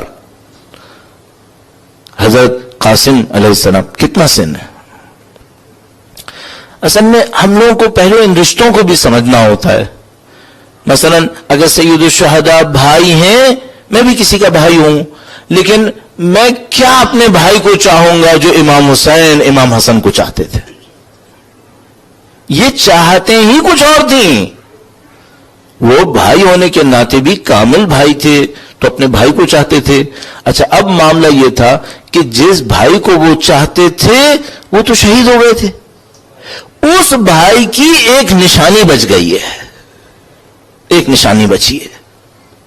تو سید الشہداء امام حسن کے لیے جتنی محبت اپنے دل میں رکھتے تھے وہ ساری محبتیں قاسم کے اوپر آ گئی تھیں. قاسم کا خیال رکھتے تھے. تو ہمارے پاس موجود ہے کہ وہ کس طریقے سے قاسم کو توجہ میں رکھتے تھے، محبت سے دیکھتے تھے. اور شب عاشور ایک وقت آیا جب تمام اصحاب کو جمع کیا اور سب اصحاب کو بتایا کہ تم یہاں پہ گرو گے، تمہارا لاشا ایسے گرے گا. ہر ایک کو اس کا مقام شہادت بھی دکھایا اور شہادت کے بعد جو مقام جنتوں میں ملنے والا تھا وہ بھی دکھایا. جب یہ سارا کام کر لیا اور سب کو بتاتے رہے تم یہاں ہوگے، تم یہاں پہ ہوگے، حضرت قاسم وہیں پہ بیٹھے ہوئے تھے. اب عزیزو مجھے پھر کہنا پڑے گا، شاید ہمیں ان چیزوں کی خبر نہیں ہے. حضرت قاسم سید الشہداء یہ قبیلہ ہے بنی ہاشم، اور بنی ہاشم مشہور ہے دو باتوں کے لیے. دین کا یہ قبیلہ ہے جو قبیلہ مشہور ہے دو باتوں کے لیے. وہ کیا؟ ایک اس کی شجاعت ہے، ایک اس کی غیرت ہے. ایک اس کی شجاعت ہے، بہت بہادر ہے، اور دوسری اس کی غیرت ہے. یہ اپنا سر نہیں جھکاتا، یہ اپنے آپ کو غلام نہیں بننے دے گا. یہ کسی کے سامنے ہاتھ ڈال دے تسلیم ہو جائے. یہ اس خاندان نے نہیں سیکھا. یہ علی مرتضیٰ کا خاندان ہے، یہ حیدر کرار کا خاندان ہے. اس کو غیرت کا نام آتا ہے، صرف اس کو آزادی کا نام آتا ہے. اب حضرت قاسم وہاں پر بیٹھے ہوئے ہیں، سب کا پتہ چل رہا ہے یہ شہید ہوگا، یہ شہید ہوگا. اب قاسم کے اندر امام مصطفیٰ کا خون دوڑ رہا ہے. انہوں نے کہا اپنے چچا سے، امو جان سب شہید ہوں گے، میں شہید ہوں گا یا نہیں ہوں گا؟ آپ مجھے میرا بتائیں. ان کو طلب ہے شہادت کی، ان کے دل میں خواہش ہے کہ مجھے شہید ہونا ہے. اب یہ چیپٹر کہ وہ اپنے باپ کے نام کے لیے یہ کریں، ان کو پتا ہے کہ میں حسین مجتبیٰ کا بیٹا ہوں اور مجھے اس ذمہ داری کو انجام دینا ہے.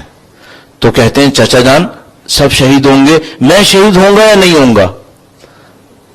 اب مجھے سمجھ میں نہیں آتا، جب امام حسین کے سامنے ان کے بھائی کے یتیم بچے نے یہ سوال کیا ہوگا تو ان کے دل پہ کیا گزری ہوگی کہ یہ بیچارہ چھوٹا سا کم سن یہ میرے سامنے شہادت کی باتیں کر رہا ہے. امام حسین نے وہ اپنے دل کو سنبھالا اور قاسم سے ایک عجیب جملہ کہا. یہ میں ایک ریفرنس کے طور پہ کتاب کہتا رہتا ہوں، نفس المحموم شیخ عباس قمی کی، تاکہ آپ کو یقین رہے کہ بھئی یہ ریفرنس یہاں پہ موجود ہے. قاسم نے جب یہ کہا تو سید الشہداء نے ایک عجیب جملہ کہا بیٹا قاسم تم بھی شہید ہو جاؤ گے، سب شہید ہو جائیں گے، یہاں تک کہ شیر خوار علی اصغر بھی شہید ہو جائے گا. میرا اپنا یہ خیال ہے کہ شاید علی اصغر کا تذکرہ اس لیے کیا ہو تاکہ قاسم کے دل کو آرام آ جائے کہ سب شہید ہو جائیں گے. کہا بیٹا سب شہید ہو جائیں گے، تم بھی شہید ہو جاؤ گے، یہاں تک کہ شیر خوار علی اصغر بھی مارا جائے گا. اب یہاں پر شجاعت پیچھے چلی گئی اور غیرت ایک اور دفعہ سامنے آئی اور فوراً تڑپ کر کہا چچا جان کیا دشمن ہمارے خیموں تک آ جائیں گے؟ بھائی 6 مہینے کا بچہ تو خیمے کے اندر ہوتا ہے. چچا کہہ رہے ہیں سب مارے جائیں گے، 6 مہینے کا بچہ بھی مارا جائے گا. تو اب قاسم کے دماغ میں فوراً سوچنا شروع کیا کیا مطلب، کیا دشمن ہمارے خیموں تک بھی آئیں گے؟ تو فوراً چچا سے کہا چچا کیا وہ خیمے تک بھی آئیں گے؟ اب چچا کو ایک وہ صبر پتا ہے جو ان کو پتا ہے سید سجاد کے پاس ہے. اور ایک بہادری اور جوانی پتہ ہے جو قاسم جیسوں کے اندر ہے. سید الشہداء گویا قاسم کی ناتوانی اور صبر میں کمی کو دیکھتے ہوئے جملہ صرف اتنا کہتے ہیں، بیٹا ہم خود علی اصغر کو لے کے میدان جنگ میں جائیں گے. اب میں ایک چھوٹی سی بات کہنا چاہ رہا ہوں، وہ یہ ہے کہ شاید سید الشہداء قاسم کو نہیں بتانا چاہ رہے کہ بیٹا ایک شام غریبوں بھی آنے والی ہے، نہیں بتانا چاہ رہے. فرمایا بیٹا ہم خود علی اصغر کو لے کر جائیں گے. معاملہ ختم ہو گیا. قاسم مطمئن ہو گئے. قاسم نے نہیں پوچھا 6 مہینے کا علی اصغر شہید کیوں ہوگا، نہیں یہ خاندان شہادت کو حاصل کرنا چاہتا ہے. وہ کہتے ہیں ہاں ٹھیک ہے شہید ہو جائے، ہم سب شہید ہونے کے لیے ہیں. قاسم تیار ہیں. عاشور کا دن آتا ہے، جب سب لوگ جا رہے ہوتے ہیں قاسم بار بار اپنے چچا کے پاس آتے ہیں اور کہتے ہیں چچا جان میری باری کب آئے گی. اب اتنا مظلوم کم سن ہے، چچا اس کو کیا سمجھائے کہ بیٹا کیا ہونے والا ہے، باہر کس طریقے سے لوگ شہید ہو رہے ہیں. وہ بار بار پوچھ رہا ہے کہ میری باری کب آئے گی. جب اتنا اصرار کیا تو گویا کہا کہ بیٹا اپنی ماں سے پوچھ کر آؤ، تمہاری ماں کے لیے کتنا سخت ہوگا. اور دل میں سوچا کہ میرے بھائی کی ایک ہی نشانی رہ گئی ہے، اس کی ماں کیسی اجازت دے گی. اور وہاں سے حکم آیا کہ میرے مولا اگر یہ قربان نہیں ہوا تو ہم نے حق ادا نہیں کیا ہے، ہمیں بچے کو قربان کرنا ہے. اور قاسم کو قربان کرنے کا ٹائم آ گیا. عزیزو جب بھی کوئی مجاہد جانے لگتا تھا امام حسین اس مجاہد سے کہتے تھے جاؤ تیار ہو کر آ جاؤ. میں کچھ تفاصیل عرض کیا کرتا ہوں مصائب کے اندر، وہ اس خاطر تاکہ ہمارے بچوں کے لیے کلیئر ہو جائے بالکل کہ ہمارے ساتھ کیا ہوا، سید الشہداء پہ کیا بیتی ہے. جب کوئی مجاہد تیار ہوتا تھا جانے کے لیے تو امام کہتے تھے جاؤ تیار ہو کر آؤ. اب جب قاسم کے جانے کی باری آئی تو عزیزو 2 واقعات پیش آئے یہاں پر. سید الشہداء نے قاسم کو گلے سے لگایا اور راوی کہتا ہے اتنا روئے کہ غش کھا گئے. کوئی یہ ہے جو امام حسین کے دل میں قاسم کی محبت کو تلاش کرے. کتنا چاہتے ہیں قاسم کو، اتنا چاہتے ہیں، گلے سے لگایا، اتنا روئے کہ رش کھائے. اس کے بعد جب جاگے تو کہا قاسم کہیں نہیں جائے گا، قاسم کو میں خود تیار کروں گا. اب ایک ایک چیز پہنانا شروع کی. لیکن راوی کہتا ہے جو چیز پہنانے لگتے تھے بچے کے جسم پہ چھوٹی پڑ رہی تھی، کوئی بھی چیز پوری طرح نہیں آتی تھی. تو سر کے اوپر خوب نہیں آ سکا، زرہ نہیں آ سکی. سید الشہداء نے ایسے ہی تیار کر لیا. جب سر کے اوپر وہ لوہے کی ٹوپی نہیں آ سکی تو سید الشہداء نے ایک امامہ لیا اور وہ امامہ قاسم کے سر کے اوپر رکھا. قاسم کے سر کے اوپر سے عزیزوں میں بہت معذرت چاہتا ہوں، کچھ تفصیلات یہاں پر موجود ہیں. امامہ جب بنتا ہے تو اس کے 2 کپڑے نکل رہے ہوتے ہیں. یہ 2 کپڑے اگر کندھے کے اوپر ڈال دیے جاتے ہیں تو اس کو ہم تحت الحنک کہتے ہیں. یہ جو تحت حنک ہے نا یہ دور ہو کر ڈالا جاتا ہے. یہ ان بچوں کو ڈالا جاتا ہے جن کی شادی بیاہ کی رسم ہونے والی ہو، خوبصورتی بڑھانے کے لیے. سید الشہداء نے قاسم کا تحت حنک ڈالا تھا. گویا قاسم سے کہہ رہے تھے کہ بچے ہو تم، ابھی تم نے وہ زندگی نہیں دیکھی ہے لیکن ہماری طرف سے تم تیار ہو گئے ہو، جاؤ اپنی خوشیوں کو مناؤ. اب جو قاسم روانہ ہوئے عزیزو ایک تو تحت حنک ڈالا، ایک اور کام کیا. بچے کو کہا بیٹا نزدیک آؤ. قاسم نزدیک آ تو گریبان پار کیا. بچے نے پوچھا چچا جان آپ نے یہ کیوں کیا؟ کہا بیٹا چاک گریبان یتیمی کی نشانی ہے، شاید کسی کو رحم آئے گا.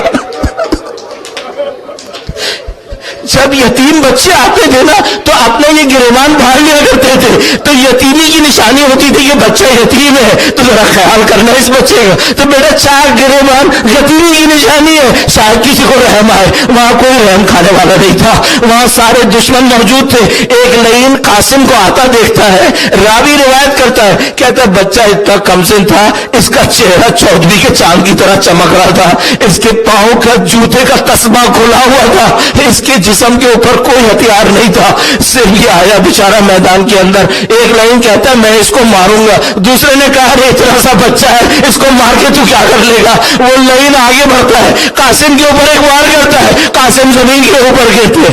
اب جب قاسم زمین پر گرے چاروں طرف سے دشمن جمع ہو گئے مارنے کے لیے، ادھر قاسم نے ندا دی اے میرے چچا میری مدد کو آئیے گا۔ عجیب بات ہے عزیزو، روایت میں لکھا ہے سید الشہداء عقاب کی طرح گئے قاسم کو بچانے کے لیے۔ اب جو سید الشہداء قاسم کو بچانے کے لیے بڑھے تو وہ جو دشمن اطراف میں کھڑے تھے ان میں بھگدڑ مچ گئی۔ اب جب بھگدڑ مچی تو پورا لشکر قاسم کے اوپر سے گزر گیا، پورا لشکر قاسم کے اوپر سے گزر گیا، بیچارہ قاسم آواز دیتا رہ گیا اے میری چچا میری مدد کو کرو۔ سید الشہداء جب قاسم کے کنارے پہنچے تو قاسم کی عجیب حالت دیکھی، امام نے ایک جملہ کہا بیٹا تیرے چچا کے لیے کتنا سخت ہے، تو پکارتا رہا میں آ نہ سکا اور جب میں آیا تو اب تیرے کسی کام کا نہیں ہے۔ مولا نے لاش کو جمع کیا اور خیمے کی طرف بڑھے۔ البتہ سلیل سوچو ذرا، ایک بیوہ ماں کے پاس اس کے یتیم کا لاشا پہنچنے والا۔ الا لعنۃ اللہ علی القوم الظالمین وسيعلم الذين ظلموا أي منقلب ينقلبون۔ ماتم